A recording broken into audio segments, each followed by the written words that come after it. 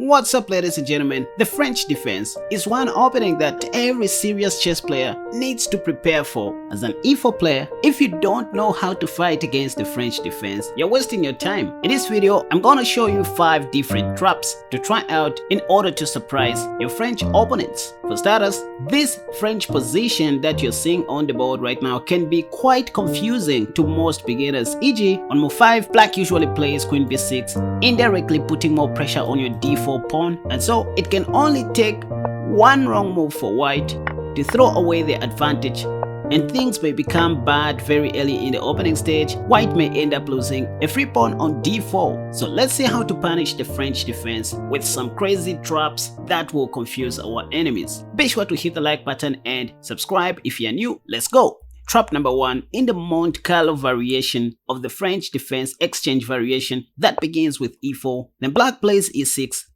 d4, d5, and now you don't advance your e-pawn, but instead you take on d5 first, and black usually takes back with the pawn. If you continue with knight to f3, this will be a normal exchange variation, but you can try this different move, pawn to c4, which is the Monte Carlo variation. As you can see in the Lichess database, knight to f6 is by far the top played move, after which you now go knight to c3. From here, you are only going to be seeing the top played moves only, for example, bishop b4, which looks more logical. And now this is when you develop knight to f3, again castle shot by black, then you go bishop d3, and you can see rook e8 check is what everybody plays, where you block the check with your bishop, not with your elbow.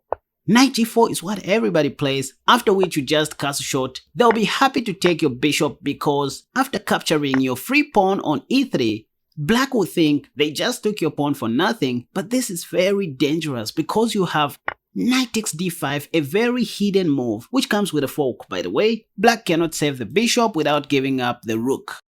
Then you take, let's say bishop f8 or bishop d6, it doesn't matter. You're already up an exchange. Once the dust settles, you now start putting all your pieces on the most active squares.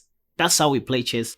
If pawn to f6, you can retreat your knight, take on f6, or even better, sack your knight. Because you know it's not about material, it's about piece activity. For example, if knight c6, your plan is just to simply take on f6 with check. Black's pawn on g7 is pinned to the king, so they'll be forced to give up their queen or probably play king e8, which will lead to mate in 3 like this. So again, remember, this is the Monte Carlo variation of the French defense that arises from the exchange variation.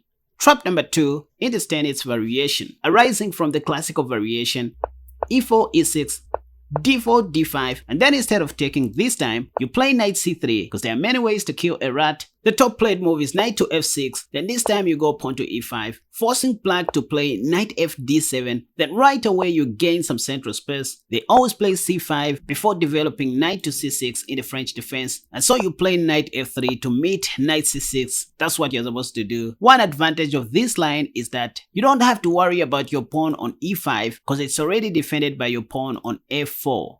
Bishop e3, then they always play queen b6, that's the top played move, putting more pressure on your d4 pawn and also threatening to capture on b2 since your dark squad bishop is already out. But in the French defense, we don't give a damn about this b2 pawn, you guys. The move is pawn to a3. This indirectly stops bishop b4 check, or maybe knight b4 in some lines. So this is a very key move. If queen takes b2, which most unprepared French opponents play, black is losing, because you can easily trap the queen in one move like this. But if black doesn't fall for this, and let's say instead of taking they play c takes d4, because your pawn on e5 is well defended by your f-pawn, you're going to see a massive simplification in this position where you trade off all your pieces, and now this time after knight takes c5, there's a real threat of queen takes b2. So this is one line where you can play pawn to b4 early.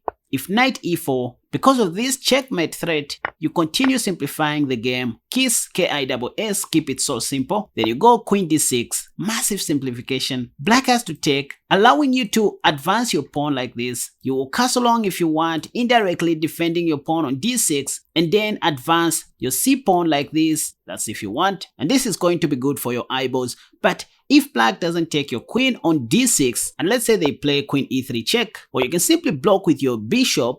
If queen takes f4, congrats, you have bishop b5 check. If bishop d7, this will be a simple mate in 4, beginning with bishop takes d7 check, king d8, bishop c6, discovery check, king c8, queen d7 check, king b8, then queen takes b7 checkmate. So that's about the tennis variation. Let's move on. Trap number 3 in the Rubinstein variation, e4, e6, d4, d5, and again instead of taking on d5, you go knight c3. Remember in the last chapter, the Stanitz variation, we covered knight to f6, pawn to e5, and knight f d7. But this time, the question that begs to be answered is, what if black doesn't play knight to f6 on move 3, and let's say they play d takes e4. The secret is not to resign, but to take back on e4. There is this new line that most French players are trying out, so they begin with bishop d7, wanting to improve the bad French bishop. Now here you can simply play knight to f3, letting them play bishop c6, and now you go bishop d3. Knight to f6 is a positional mistake because if you take, the best that black can do is to take with their g-pawn, destroying their king side. Otherwise, queen takes f6, which is the top played move, is a very terrible blunder because of bishop g5, which almost traps black's queen on f6. Their only savior is bishop takes f3, counter-attacking your queen, but after queen d2, it turns out that black's bishop on f3 is hanging, and still the black queen is almost trapped. So the only move for black is queen takes d4, after which you play bishop b5 check, also discovery on the queen. And on the next move, black will lose his queen for free. Let's see what people play against the Rubinstein variation. Instead of knight to f6, let's say black plays the top played move knight d7, because they know knight to f6 is a mistake due to knight takes followed by bishop g5. So this time they play knight d7. At the end of the day, you can just continue playing chess. You want to develop your queen and your dark squared bishop, then you castle long. Or plans may change. If you want, you can castle short, even better. Back to move 2 in the French defense, where you don't take on d5, but rather go knight c3. Again, if d takes e4, just take back. And now instead of bishop d7, trying to put the light squared bishop on c6 in the near future, you may see black developing his queen's knight first. But my favorite is bishop c4. There's a trap that you need to know in this line, you guys, which goes as follows. After knight gf6, you go knight g5. Black doesn't know that you want to sack your bishop on e6. For example, if they play bishop e7, you simply go bishop takes on e6. After f takes e6, black's queen is almost dead. The only savior is bishop b4 check. I advise just to go king f1, moving out from danger so that even if queen e7 comes, you can simply win the pawn on c7 with check. And on the next move, you win the free rook, pawn to b6, you go pawn to c4. If they try to win your knight, let it die with dignity, and after knight takes, you go pawn to a3. There's a problem with black's dark squared bishop. If black is not careful, he may end up losing his dark squared bishop. So these were some of the traps that you should know in the Rubinstein variation. Now you guys, before I continue, allow me to appreciate and thank the following patrons who sponsor my channel and some of the extra works that I do on Patreon: Vivek, Mike, Alan, Bassam, Adrian, David, Dwayne, Sean, Eric, and the rest of the guys that you are seeing on the screen right now. You can see the list goes on and on. These are the guys who keep this channel running and active. Out of their love, they support our Casper Chess group financially, and in return, I give them extra materials that I don't post on YouTube. To thank all of these guys in style, thank you for supporting my channel once again. And yep, one of my supportive members is Samson Simpson. Thank you guys. If you want to become part of the Casper Chess community, you can simply follow me on Patreon and become a member. Let's move on.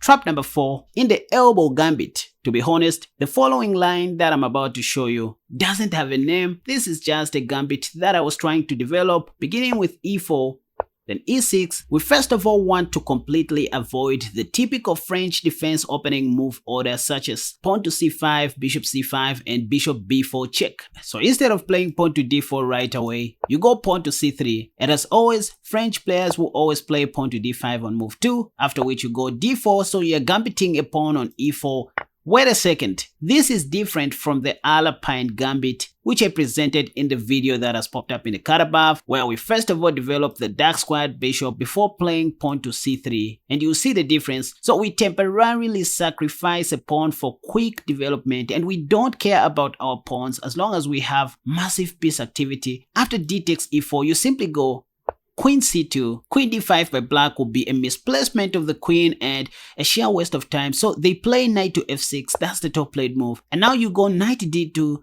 if pawn to c5, because that's what French players play, you simply take back your pawn first. After c takes d4, taking back on d4 is not part of our vocabulary in this gambit. So you just go ahead and play knight takes f6 check, they'll take back with their queen, and then you go knight f3, sacrificing the second pawn, after which you go bishop g5, almost trapping the queen. If queen g6 by black, you go bishop d3. You can still call this the elbow gambit. Black can't take our b2 pawn because of queen takes c8, which will be checkmate.